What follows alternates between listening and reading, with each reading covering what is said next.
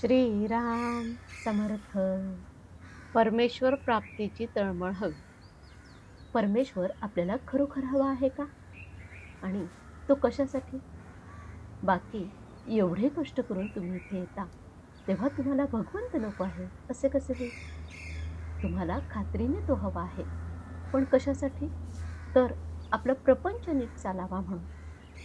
असे जरी असले तरी त्यात वाईट नाही. त्यातूनच आपल्याला पुढचा मार्ग मिळेल.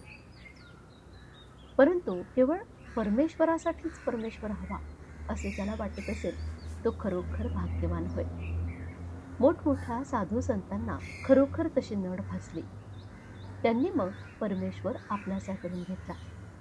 तुकाराम, रामदास यांना एका परमेश्वरा वाचून दुसरे काहीही हवेसे वाटले नाही. भगवंताची नड फक्त संतांनाच निर्माण होऊ शकते.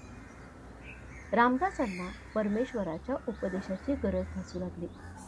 त्यांनी आपल्याला उपदेश करण्यासाठी मोठ्या भावाला विनवले. परंतु भाऊ म्हणाला, बाळ, तू अजून लहान आहेस. रामदासांची तळमळ शमली नाही. त्यांनी लग्नाच्या आधीच पळ काढला. देवाच्या ध्यासात 12 वर्षे घालवल्यावर परमेश्वराने त्यांना उपदेश दिला. तेव्हाच त्यांची तळमळ शांत झाली. परमेश्वराची प्राप्ती ही वयावर, श्रीमंतीवर, जाती धर्मावर अवलंबून नाही. ती एका तळमळीवर अवलंबून आहे. ही तळमळ असणे अत्यंत जरुरीचे आहे.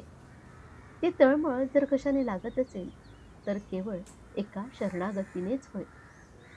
रामदासांनी रामाच्या पायावर डोके ठेवून सांगितले की, रामा, तुला मी देह अर्पण केला आहे. आता याची मला गरज नाही. तुझ्या वाचून जगणे मला अशक्य आहे. एवढे प्रेम, एवढे आपलेपण, एवढी तळमळ असल्यावर परमेश्वर किती वेळ दूर उभा राहणार? परमेश्वर अत्यंत अल्पसंतुष्ट आहे. आपण त्याच्याजवळ 1 पाऊल पुढे गेलो तर तो 2 पावले आपल्याजवळ येईल. परंतु आपल्याला त्याच्याकडे जायची तळमळच लागत नाही.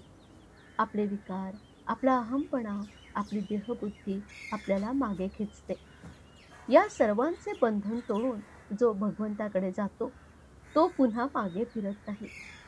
परमेश्वर मातेसारखा अत्यंत प्रेमळ आहे. कोणत्या आईला आपले मूल जवळ घ्यावेसे वाटणार नाही? परंतु मध्येच हे विकार आड येतात.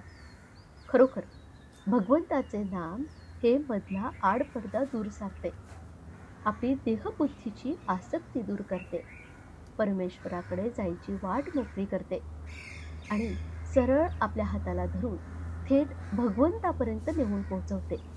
हे नाम तुम्ही आपल्या हृदयात सतत जागृत ठेवा. आजचे बोधवचन. आपण नामाची जागृती ठेवली तर विकारांना बाहेर पडता येणार नाही. जानकी जीवन स्मरण. जय जय राम. श्रीराम समर्थ.